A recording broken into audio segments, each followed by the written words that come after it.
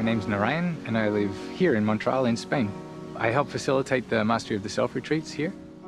It does take courage to step onto this path, not because it's difficult or because it's dangerous, but because you have to step out of what society is telling you is the normal way to live.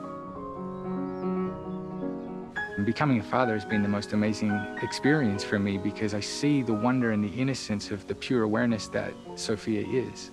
She's living the experience. She has no fear. She has no regret. She has no major patterns in place, you know? She's just joy.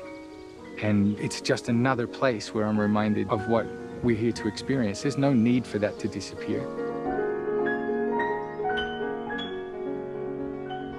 A lot of my adult life, when I would see a child in the street, I would get a tear, a little pull in my heart at the potential loss of innocence there. But what it really was this regret that I'd lost mine, that I'd forgotten, and I didn't know how to return to it. I didn't even feel worthy of returning to it.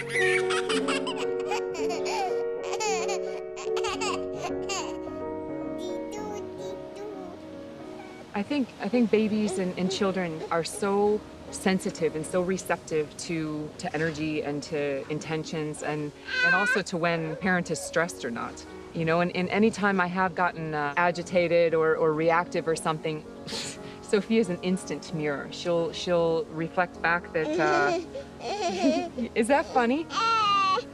She'll reflect back that, Mom, you need to chill out. You know, she'll get a bit more cranky, she'll get a bit more fussy, and it's almost as though it becomes a battle of wills.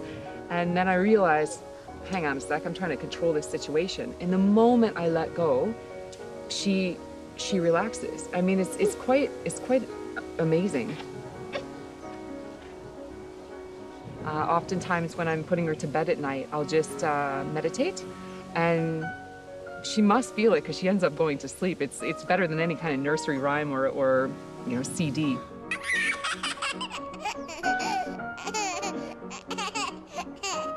I remember when I was 15, everything started to change inside of me, and it felt like all of the people in my life, including my family, but also my friends, my teacher, everybody, it seemed like they had masks on.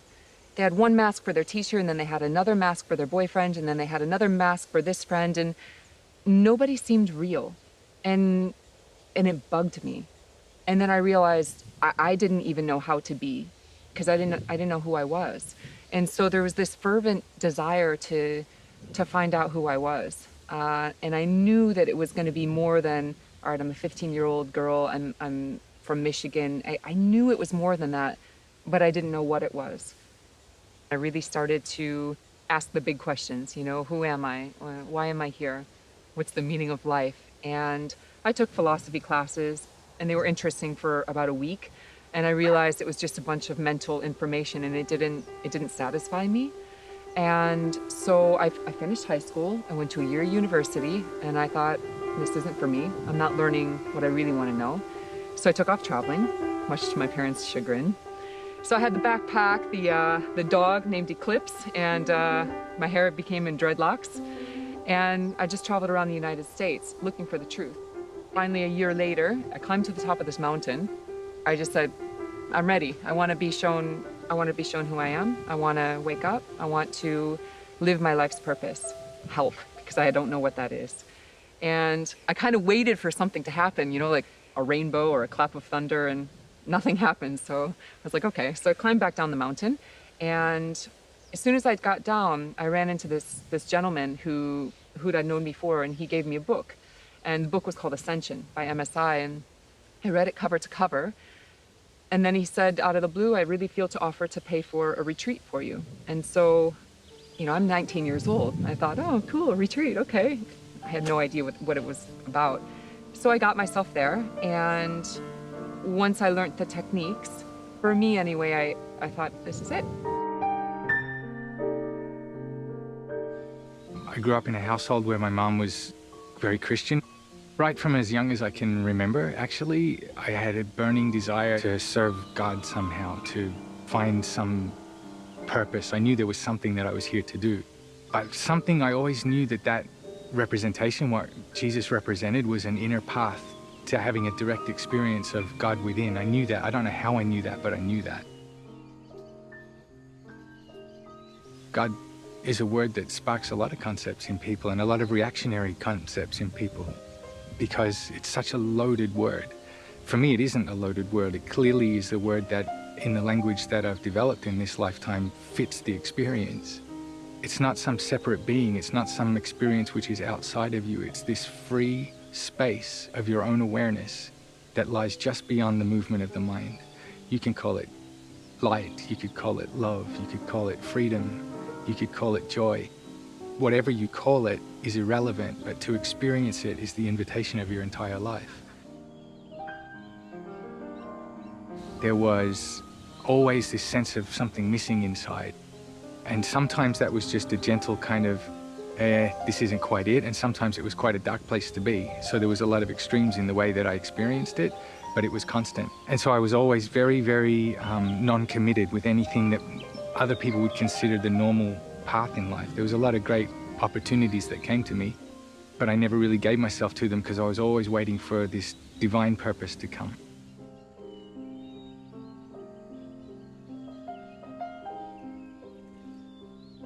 Over the years, in my 20s especially, I tried lots of different meditations, but they weren't filling the hole. In fact, they were making it more apparent. I didn't know what the experience was, but it wasn't bringing that experience. When I first heard about the Ashayas, everything inside me lit up. I knew that this was my path. I knew this was what I'd been waiting for from the beginning.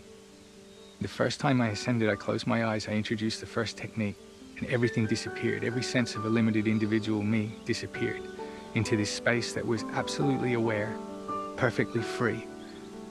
I can't tell you in words really how profound that experience was, but it was a living experience that there was nothing else but pure awareness, and I was that. And so when the teachers called us back from the meditation and said, "How was that for you?" My mouth must have been 5 feet open because she looked at me directly in a room of 40 people and said, "How was that for you?" And the truth was, it was the beginning of my life for sure. You know, these meditation techniques were so straightforward, so simple, so direct, so beyond the mind, which is what I was looking for. And, you know, upon using them for the first time, they just took me to a place of really deep peace inside. And it felt like I was coming home. I think that's a lot of what my travels were. I was looking for my place, and I made the mistake of thinking that my place was outside. You know, it was Arizona, it was California, it was Colorado, and it wasn't any of those places. It was inside, but I had no idea how to get there. And so meditation helped me to get to the home inside. And I turned 20 years old, and I knew that that was it. This was supposed to be my path. I knew. A lot of the people that I met there at the retreat were familiar in a strange way. Even though I'd never met them, they seemed familiar. My parents totally thought I joined a cult. So much so that my dad, who's from Michigan, drove down 10 hours to where I was with my brother, who's, you know, 6'4" and 230 pounds and with a baseball bat to break me out. So they got down there and they realized, you know what, she's actually more together than she has been in the last few years when I was traipsing around America. And he saw that I was relaxed, I was at peace. He saw that the other people there didn't have a glazed look in their eye. They weren't drinking Kool-Aid. And you know, he gave his blessing. It was beautiful. And then, you know, maybe 6 years later, he learned as well. And he's like a normal, all-American guy, you know. Back then, he wasn't religious by any means, but for him, when he first used the techniques, it was beautiful. He opened his eyes, and he had tears in his eyes, and he said, "I just feel like I was in the presence of God." My dad said that. So meditation, it works. The people we come into contact with already know that there's something else they could be experiencing, more of themselves they could be experiencing. For them, it's a real desire. And so the questioning really is, and all the questions are rooted in what's holding me back from that. And the simplest answer is this: identification with a thought. What's stopping you being everything you can be? Identification with a thought. And how do you become everything you can be? You need to learn to let the thought go. You don't need to fix it or heal it or change the nature of the thought. You just simply need to remember how to let thought go, to stop identifying with the movement of the mind. Because when you let go of that, what's left is already free. What's left is an experience. No words, no concepts about it come close to the experience. But when you can learn to distance yourself from the movement of the mind, what you are, who you are, why you're here becomes transparently clear, immediately. At some point, everybody has to remember who they are. But for those that want to, it's not hard. It's right here, and the opportunity exists. You just need to find a path that'll actually do what it says on the tin and bring you home.